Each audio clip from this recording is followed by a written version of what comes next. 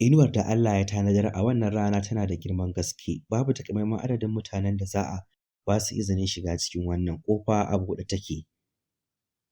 Me yasa muke da wauta game da lokacin da kuka shiga gidan cin abinci idan suka ce yau rana ce ta musamman sai kowa ya ce mece ce ranar?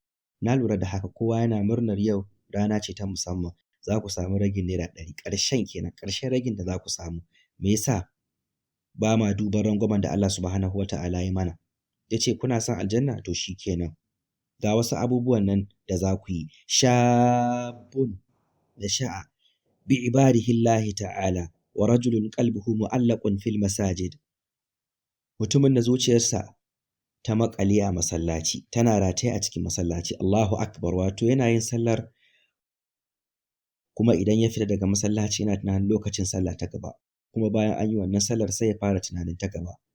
Ku yarda da ni idan kuna hakan zai nisantar da ku daga zunubi domin kun damu. Ina da alwala bayan la'asar magariba ba ta da nisa. Zan je wuri kaza da kaza. Ina tunanin lokacin masallaci. ‘Yan uwa maza da mata musamman maza, mata muna kiran ku da gaske don ku mai da hankali akan sallolin ku duk da dai ruwayar cewa ta yi an fi so mace ta yi sallar ta a gida. A lokaci guda maza zuciyarku ku yi ƙoƙari ku karkata ta zuwa masallaci. Kuna iya manna zuciyarku a masallaci. Allahu akbar, ko da shekarunka sun kai nawa, ko da ko ka kusan zuwa ƙarshen rayuwarka kasancewar zuciyarka tana maƙale a ɗakin Allah, kana tsammanin a ranar kiyama Allah ba zai kalli haka a matsayin babban gabatarwa ba? Me za ka gabatar ɗan uwa? Ya Allah, na yi ƙoƙarin kada rasa sallah a ɗakinka, kullum zuciyarta tana can. Sai Allah ya ce kun cancanci matsayin BIP, matso. Allahu akbar, ana ba da inuwar kiyama ga mutumin da zuciyarsa ta karkata zuwa masallaci. Kuma na yi bayani, ka fita zuciyarka tana can, kana so ka koma, kana zuwa, kana zaune, kana jin ciwo, kana jin zafin fita daga ɗakin Allah. Don haka ne ma idan za mu gina masallaci akwai buƙatar mu gina masallaci mai kyau kamar wannan. Masha Allah, yana da sauti mai kyau, akwai na'urorin sanya waje masu kyau, yana da fankoki, yana da rufi mai tsayi, ga ƙaton waje, yana da kafet mai kyau kamar katifa. Masha Allah, wane ne zai so ya ji yana so ya fita daga nan? Allahu akbar, Allah ka sanya mu daga cikin waɗanda ba sa jin haushin shiga masallaci. Abin mamaki matasa suna shiga gidajen rawa suna fitowa ƙarfe 3 na dare a buge suna maye. Mun san da haka? Na shaida. Na tabbata yana faruwa a wani wuri a kusa. Matsala ce da ta shafi duniya. Mu nawa ne suka shaƙu da masallaci? Na san misali ne mai ƙarancin gaske, amma gaskiya ne. Don haka muna danna maɓalli sau ɗaya a mako, sau biyu a mako, sau 3 a mako.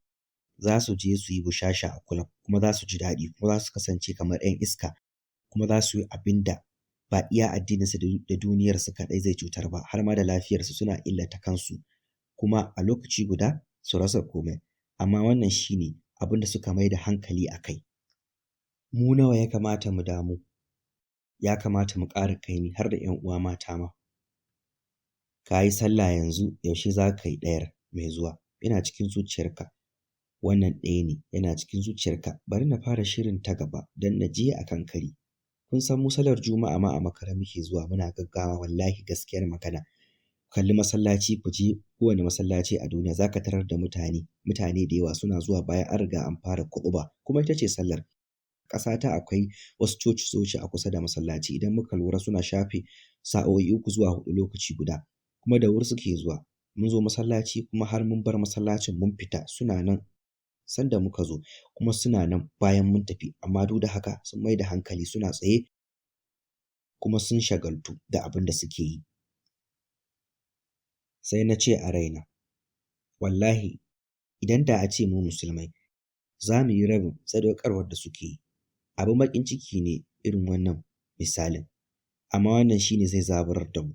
Idan a ce za mu sadaukar da rabi akan haƙƙo, akan yadda suke game da baɗil, da za mu warware matsalar. Allahu akbar. Allah subhanahu wa ta'ala ya ba mu inuwar ranar alƙiyama.